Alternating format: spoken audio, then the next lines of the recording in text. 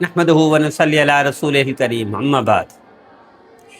پتنگ بازی اور بسنت کے بارے میں تھوڑی سی تاریخ کا جائزہ لے لیتے ہیں۔ پتنگ بازی اور بسنت یہ شروع کہاں سے ہوئی؟ کیا یہ پاکستان انڈیا سے ہوئی، یا بنگلہ دیش اور نیپال سے ہوئی، یا یورپ کی یہ ایجاد کردہ ہے یہ تہوار، یہ کہاں سے ہے؟ سب سے پہلے ابتدا ہوئی 2000 سال پہلے چائنا میں۔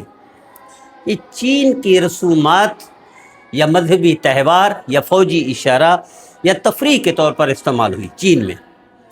جب چین میں 2000 سال پہلے ہوئی تو یقیناً چین پڑوسی ہے۔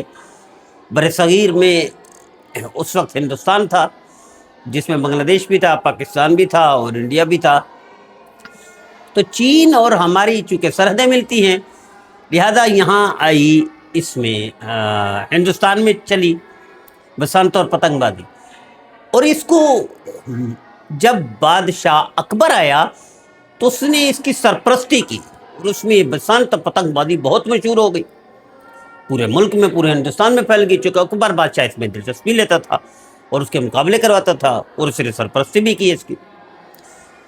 اب رہا یہ بات کہ لاہور میں کب پہنچی، تو لاہور میں 16ویں اور 17ویں صدی میں پہنچی۔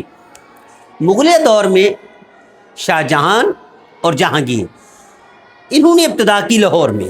لاہور میں ابتدا ہوئی موسم بہار، موسم بہار کی آمد کے طور پر، تفریح کے طور پر، جو اس کی علامتی ایک یہ ہے کہ بہار آ گئی ہے تو مثلاً پتنگ بازی شروع کرنی ہے، پتنگ بازی ہے تو مثلاً بہار آ گئی ہے۔ تو یہ لاہور میں اس وقت شروع ہوئی جب شاہ جہاں تھا اور جہانگیر، یہ دونوں، انہوں نے بھی اس میں دلچسپی لی اور سرپرستی ہوئی۔ اب ہم آتے ہیں اس کی اسمن کہ شریعت میں اس کا کیا حکم ہے۔ شریعت میں اس کے 3 صورتیں ہیں۔ پہلی صورت، دیکھیں، پتنگ بازی بنیادی طور پر مباح ہے، کوئی حرج نہیں، کوئی قباحت نہیں، کوئی منع نہیں ہے، پہلی صورت۔ لیکن یہ کب ہے، کیسے ہے، کیوں ہے، کہاں ہونی چاہیے؟ دیکھیں، پتنگ بازی مثلا یورپ میں ہو، امریکہ میں ہو، کینیڈا میں ہو، آسٹریلیا میں ہو، جاپان میں ہو، چائنا میں ہو، تو وہ تو ترستے ہیں کام، وہ تو کام اتنا کرتے ہیں کہ ترستے ہیں کہ تفریح ہو۔ ہم تو دنیا کے آخری ملکوں میں شامل ہو گئے ہیں، اکنامک کے طور پر، معیشت کے طور پر، مالی طور پر، دنیا کا ہر لحاظ سے ہم آخری درجہ پہنچ گئے۔ اخلاقی طور پر بھی آخری درجے ہیں ہمارے، پاسپورٹ بھی آخری درجے کا ہے ہمارا، معاشرتی طور پر آخری درجہ ہے، مالی طور پر بھی ہم آخری درجہ ہیں، امن عمل کے طور پر۔ تو ایسے ملک میں کیا بسنت اور یہ پتنگ بازی ہونی چاہیے؟ یہ ایک الگ سوال ہے۔ یہ معاشرے کے لیے ہے، میڈیا کے لیے ہے، اہل علم کے لیے ہے، اور سول سروس وغیرہ وغیرہ وغیرہ۔ اب آئیے، بنیادی طور پر مباح ہے، لیکن اس میں صاف ظاہر پتنگ بازی کرتے ہیں تو پھر کاٹتے ہیں دوسرے کی پتنگ، اور جو پتنگ کٹتی ہے تو کوئی ادھر سے لے جاتا ہے، کوئی ادھر سے لے جاتے ہیں، کوئی ڈور کاٹ کے لے جاتا ہے، کوئی پتنگ لے جاتے ہیں۔ تو یہ بنیادی طور پر چوری ہے، یا ڈاکہ ہے، یا قبضہ ہے۔ تو جس طرح چور چوری کرتا ہے، ڈاکو ڈاکہ ڈالتا ہے، قبضہ مافیا قبضہ کرتا ہے، بعین ہی پتنگ بازی میں بھی یہی ہو رہا ہے، جو کہ ناجائز ہے۔ شریعت اجازت نہیں دیتی اس کی۔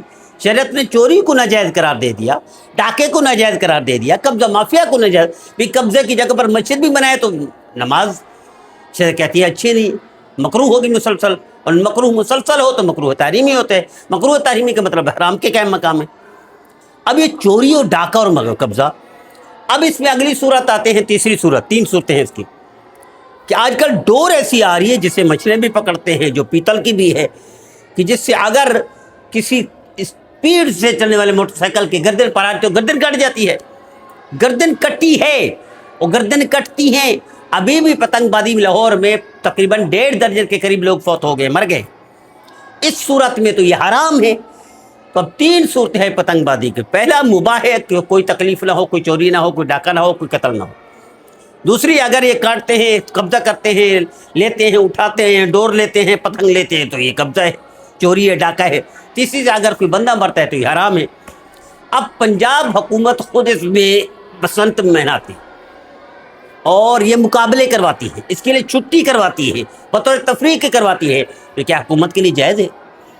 ایسی حکومت جو آخری درجے میں چل رہی ہو ہر زاویے سے، اس کے لیے صرف یہی رہ گیا ہے کہ پتنگ بازی کے لیے وہ کرے، جہاں قتل بھی ہو، چوری بھی ہو، ڈاکہ بھی ہو۔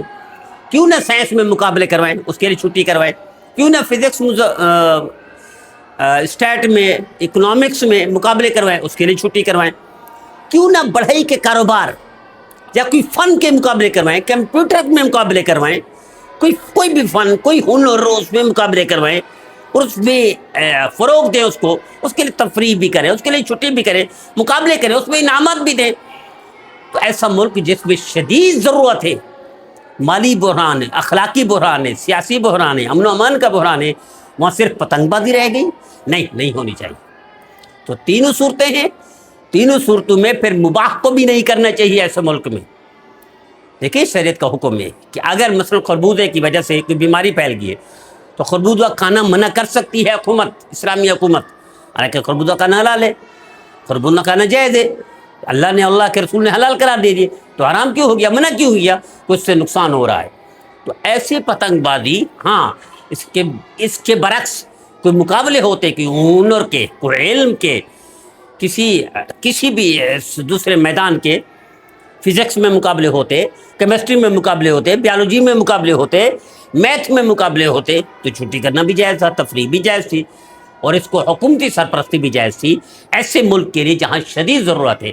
تو میں التجا کرتا ہوں، درخواست کرتا ہوں اہل علم سے، درخواست کرتا ہوں میڈیا سے، درخواست کرتا ہوں حکومت پنجاب سے کہ آئیے، اس طرف آئیے، مثبت سرگرمی، تعمیری سرگرمی، جو ملک و قوم کی بہتری میں کردار ادا کریں، اس کی سرپرستی کیجیے، دنیا آپ کو یاد رکھے گی۔